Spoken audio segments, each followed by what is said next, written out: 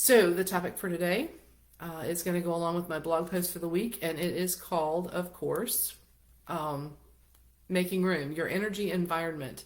The blog post begins with the obvious. Your energy environment has everything to do with like your physical environment to begin with. However, your energy environment also has to do with the energy that emits from you from inside. We're going to cover both of those things, but we'll start with the obvious. And now, I recently have gone through this. The energy around you can get stale. Have you felt like this? We'll start there. If you felt like this, the day to day, the everyday, you get your schedule down pat, and things start to go along, and all of a sudden, things feel kind of stale and the same. And I used to be, when my kids were young, I used to be the one who just would get a wild hair one day and change the furniture around in the room. I love doing that because it changed things up. If I subscribe to feng shui, maybe some of you do, some of you don't. I didn't know about feng shui at the time. I was in my mid-20s, married and raising kids, but I knew, because of I'm a sensitive, that just the changing around of your physical environment changes the energy in the room. Some things go from one room to the other room, and some things just get moved around. And I like to jokingly say I did it for the vacuum pattern in the carpet. So, being military, I learned, because we moved a lot when I was a kid, I did not like a lot of unnecessary stuff. So at least quarterly, we'd go through things and get rid of it. My credo was, if we haven't looked for it or needed it or wondered where it was in 3 to 6 months, it's gone. So it's no reason to carry extra baggage. We'll get to how that relates to the other later. So I went through this recently, and I hope that it's something that you think about doing, whether you decide to clear out and have a yard sale and make a little money off of getting rid of your stuff, whether you decide to donate your things, which I've been doing a lot of. Started with my closet. A couple of times a year I go through, and I'm not a woman who has a lot of clothes, but I had, and I know, please, whether you're with me now or watching on replay, if you are a woman who has clothes in your closet that you don't wear, that you don't wear because either, let's see, they're too small, they're too big, depending on where you're at. They're out of date, but you keep them for just in case, because what if I'm desperate and I have to have something for that kind of occasion? What if I'm desperate and it's the what if, I'll keep it in case. And what I started going through was a couple of storage tubs, and I was like, why did I keep all this stuff? I mean, some of it was like 8, 9, 10 years old, folded and clean and put away, but why do I have it? It's taking up room. So I made the choice to just donate it. We have a place locally that takes donations that benefits the local hospice. So I took it there. And then tried not to freak out because I no longer have any clothes. But the liberation I got from getting rid of it, it's like, not only does my closet looks fantastic, I can fit stuff in the drawers of my chest of drawers, and everything's more neat and organized in my mind, and my soul and my body feel better, because now there's not all this stuff that I can't see but I know is there, and I just don't want to deal with it because it's going to be a big, yeah. So as you can see, I've got a different background today. I'm in my office, which my husband and I have been creating for the last couple of weeks. It normally wouldn't have taken either one of us this long, but we find at this age that heavy lifting and a lot of this was a major undertaking. It used to be my son's room, so been working on a lot of things aside from the business. And so the act of getting rid of things, purging things out of your home that have just been stagnant and sitting there and packed up or whatever. Everything around you has energy. The clock behind me is brand new. It's actually not. I've had it for 2 years. I've had the clock for 2 years. It's the first time it's been hung. I didn't have a place to hang it.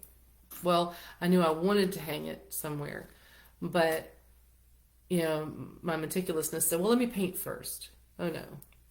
I just finally decided, nope, the clock's going up. That's a brand new clock. And it brought some nice energy into what is now my office. It's backwards. this painting behind me, found when I cleaned out my son's stuff. An old girlfriend of his did that, and I kept it because it says, perseverance is the hard work you do after you get tired of doing the hard work you already did. And I freaking love that. So I have something old, something new. But I changed the energy in the room. And so I'm not going to hit that one too awfully hard. You understand what I'm saying, but it sparks creativity if you're a creative person. But also it gives relief to like the stuff you don't want to deal with. You know it's there. You got the storage room or the attic or the basement, wherever you put stuff that you don't know. And we all have that one place that we put stuff at the last minute when people show up. And anyway, maybe you don't, but I do. So the other half of that is going to be, of course, your emotional energy.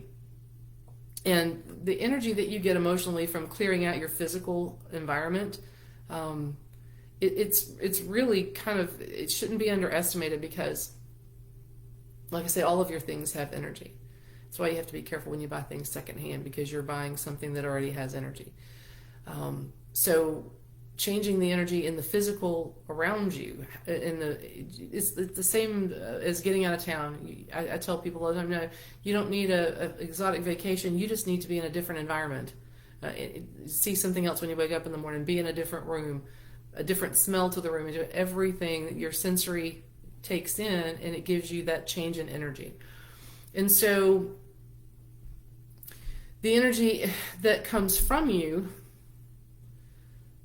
it gets clogged when we're full up, with stress and anxiety and the day-to-day details of life and all of the things that we either feel like we're about to accomplish, trying to accomplish, or never going to accomplish. There's, you have to force yourself to sit down at the end of the day and go, I gotta stop, because there's just so much going on in our brains, and it clogs up our energy that we can't have a good flow of energy. And be in alignment if we've got so much brain clutter that we haven't gotten rid of. And so the act of clearing out clutter becomes something that we do internally, because the universe will send us what we need and what we ask for. But the universe won't send us anything if we don't have any room for it. Okay, if you haven't, the act of cleaning out your physical environment, the act of cleaning out the clutter in your brain, if you don't have room to accept something new and bring it in, then the universe isn't going to send you, and then your energy goes stagnant, and there's no magic in that. There's no magic in that. So when you're ready to receive it, that's a big statement. I mean, you might think you're ready to receive it, but have you really made room for it? Have you made a place? Have you I'll just use because I do this, an analogy. So if you have a bucket of water, well, let's say a pool, all right, and I've got grandkids, we'll just go there. We'll have a pool, and it's got water in it. You got a beach ball, a small one because it's easier to hold, and you put the beach ball into the water. Let's say it's heavy enough, and you just, the ball displaces the water immediately. The water level, you see the water level rise a little bit, like when you get into the tub. You displace the water level in the tub rises to accommodate that, because it's made a space for your body, even though it's not a space with lines, right? Because the water was ready to and had the capacity to make a place for you, or the beach ball. By the same token, when you remove the ball from the water or yourself from the tub, the water level goes right back to where it was. There is no void. That saying, and I've always loved it, nature abhors a void. It's the same. It's the same principle. You get out of the water before you're done getting out of it has already begun to go right back to the way it was. Our brains are not quite that quick about it. We got to clear out the clutter. There has to be, your brain's going to search for, what? Okay, well, I got to fill this space. So that's when the new stuff gets to come in, the new experience, the new relationship, the new job, the new feeling of liberation that you have because you're doing work on yourself. If you've attended any of these lives, you know that we're working on ourselves. I've got a viewer. It looks like somebody's here. Please let me know who you are and I'll tell you hello by name. The work we do on ourselves internally is in aid of making room. We're carrying extra baggage. Most of us are carrying extra baggage. Most of the time it's stuff that it wasn't even ours to carry to begin with. And it's not just women that do that. Men do it too. They carry stuff because they feel responsible or that they should. It's like the cross to bear, you know, what have you. I deserve to carry this cross because fill in the blank. And all this work that we're doing on ourselves with communicating with ourselves and our self-talk and our meditations, all of these things that we're doing to change the brain patterns, it's all in aid of making room for the new energy to come in so that our new energy environment has a healthier glow. And so we change the internal energy environment within us, then what emanates out into the universe is a much better, much more healthy and glowing and magical energy. And we all know this. I don't have to say, and I don't have to use the garden analogy. What you send out comes back. If you're sending out vibes, even though you don't realize it, that say I'm stuck and I'm disheartened and I can't get out of this, you know, rut that I'm in, for lack of a better word, then your signals are jammed and the energy you're sending out, the universe is going, okay, we're just not going to bother you. We're just going to leave you be until you clear the decks. And so your breathing and medication, if you're not already doing it or if you started it and maybe stopped it, it's something, because I'm bad about this. I'll get an idea in the morning and I'll skip the meditation and think, well, I'll do it in an hour. Let me get this task done because I start work early. And then lunchtime comes and I realize I haven't done it. And that's why there's a million things going on in my mind and I feel cluttered by 12 o'clock. It's a bad thing. So you make your schedule in the morning and your schedule will, you know, you'll have to make one and then kind of tweak it and adjust and make it work. But the meditation, I think, I always recommend either right before bed at night or first thing in the morning if you get up early, because that's the time that the universe is silent. Your house is silent. If you're able to in the nice weather, go outside. Everything except the rooster that lives across the road from me is silent. And that's when you can breathe in and you can get that energy flow going and renew that energy because you're letting go of baggage that you don't need. Stress is going to happen. It's a system you put in place. You get something that's supposed to stress you and you're like, well, okay, let's get into solution mode and we'll just kind of, if you get the thing done and move it on, then you don't have to dread it. I've said that. I taught it to my kids. I've said it to everybody I've ever known. You can dread the thing or you can just deal with it and put it behind you and keep on walking. It's just a much more pleasant way to live. But there's things that we have that because of some of these baggage that we might still be carrying that we're like, oh, I don't want to deal with that right now. I just not ready to deal with that right now. And it gets put to the side. Like your storage room, if you have one. If you don't have one, imagine that you have one. Or your basement or your attic or whatever. For some people, it's their car. Trust me, I've been in those cars. So you don't know what to do with it.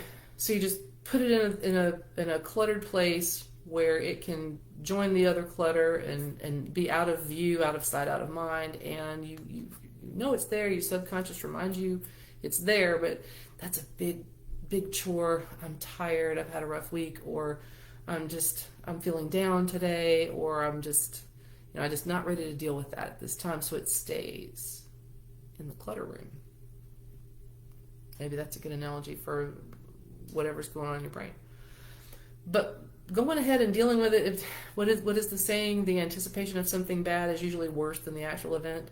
I can tell you very soon we'll be 55 years old, and I can tell you with absolute certainty that almost every time the anticipation was worse than the actual event. And conversely, you can get overexcited about something and be completely disappointed. It's all a matter of the systems that go on in your brain. And so making room I keep having these little weird things pop up. Making room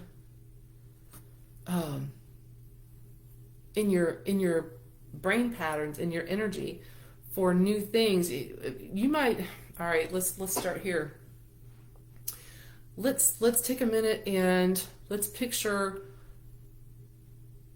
how you would want it if you could paint a picture in your mind of exactly your environment, the environment that makes you feel peaceful and happy. What would that look like? And while you're, do this with me. I mean, I'm not going to close my eyes. I'm going to talk to you through it. Close your eyes or whatever, where, as long as you're not driving. Close your eyes and breathe in. And as you breathe in and imagine that is all this new energy filling up your body cavity while you're breathing in. And that's new energy. And then you hold that for a second. And then you take in your mind all the clutter up here. And when you breathe it out, it comes down, it comes out. Do that a couple of times and start to picture what would my environment look like? What would my life look like if I were relaxed and stress-free? If I didn't have feelings of inadequacy, if I didn't have feelings of dread, if I didn't have feelings of, oh my God, I have to go to work tomorrow. If I didn't have feelings of, did I wreck that meeting by saying too much? Or did I overdo it with my friend and put her off? Or did I say the wrong thing to my husband and now he thinks I'm mad at him? I mean, you don't have any of that. That's all gone. That's all gone. You're in a place where just looking around you makes you happy. Whatever that is for you. There's a pleasant smell. The air feels the right temperature. There's a little bit of movement of air so that you don't feel you're in an environment that moves and you feel the energy. What does that feel like for you? P.S. You can create that. And you don't have to go spend it to Lowe's and spend a bunch of money. You can create, once you've pictured it, what you want, how you want that environment or that life or whatever. Once you've pictured it and you know what you want, then you set about getting it one thing at a time, doing one thing at a time towards that end. If it's rearranging a room, if it's changing the duvet on your bedspread, I found that just putting a whole new set of, I bought a brand new comforter and set of sheets and put on the bed. Change the shade or curtain or whatever you put on your window. Go buy a couple gallons of paint and change the color of a room. You can do that in a weekend. And paint is not outside of most people's budget. I mean, we're not talking about painting, the Taj Mahal. We're talking about painting like a room.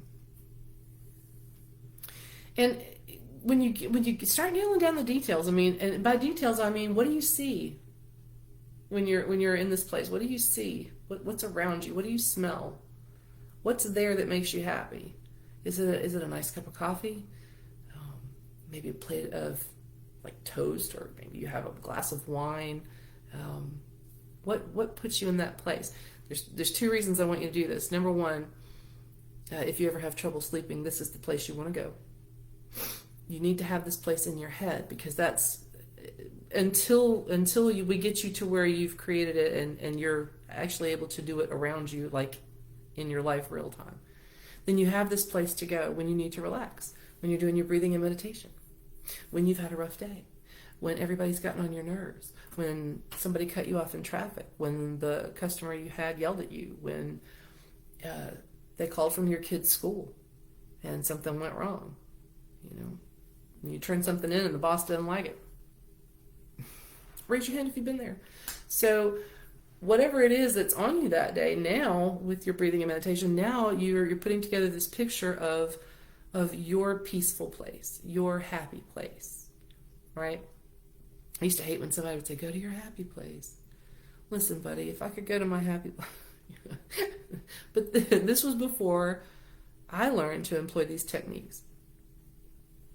And by doing this, and you're breathing, and you're creating this picture in your mind of what you want, it gives your brain pattern something to work towards, and this is what we want. And so it's amazing how your brain's wired that way. Well, this is what you want, so we're going to figure out a way to make sure you get that. and your subconscious will tap you, hey, look, it's over here. You'd be surprised. It's called manifesting. And no, it's not witchcraft. It's important, and I like to joke a little bit, but it is very important that for your, not just your mental health, but for your spiritual health, that you always find a way to clear the clutter as it happens. Like we taught our kids, like clean your room as you're done playing, then you don't have 2 hours worth of work to do at the end of the week that you're dreading. Clear the clutter as it happens. Put the systems in place for you so that you always have a system that makes room for the new energy and the new things that need to come into your life. The things you've been wanting. Okay, you can want them, but again, until there's room, the universe isn't going to send it to you. It's really interesting, isn't it, when you start to really employ these things, to watch what happens. You'll watch what happens to how you feel inside, your morning energy that starts your day, or your middle of the afternoon energy. Things will start to happen, and you'll at some point realize, hey, that didn't freak me out. Hey, I didn't get mad at that guy in traffic. Hey, I'm normally would have been all twisted up over that happening, and I'm good. No matter what else is going on and what else goals you're working towards, this is super important, because this is what I call your launch pad. It's just like your basis. It's like your strong foundation, right? You get this down, and you get this in play, and you get this in practice, and you watch how your life starts to change, how you start to change your life. Sometimes it happens before you even realize it. So we're coming up on, it's a little past 24 minutes, and I usually only go about 20 to 25 minutes. But the energy around you is something that cannot and should not be underestimated. The times in my life that I didn't pay attention to my energy or the energy around me were some of the worst times. There were some difficult times. And to me, it's like the difference between climbing a ladder or taking an escalator. Right? Having the techniques to keep your energy clear, keep your energy environment healthy, right? Having those techniques to keep it going. It's a system that keeps it going, like the little train just keeps on going. It's easier to keep a train going than it is to stop and start one. And I love that analogy, because I've always thought of it that way. You can climb up a steep ladder, or you can get on the escalator. Okay, so that's going to be it for today. Like I say, if you catch this after, please put replay in the comments. I am hoping that if you like what you hear, you'll come back. There's more from me on that. I do still have the group, Excellence in Vision. And again, my name is Anne-Marie. If you're new, New Day, New Way is my company. And among other things, with the blog and doing these lives in my Facebook group, I also do coaching, personal coaching, and I do that for businesses as well. So there's stuff going on. We're about personal development here, because personal development touches every area of our lives. Okay, personal development that you take in and commit to and do for you elevates all the parts of your life. All the parts of your life. If you don't believe me, stick around and we'll try it. So until next Friday, I thank you for hanging, and peace and take care. Bye-bye.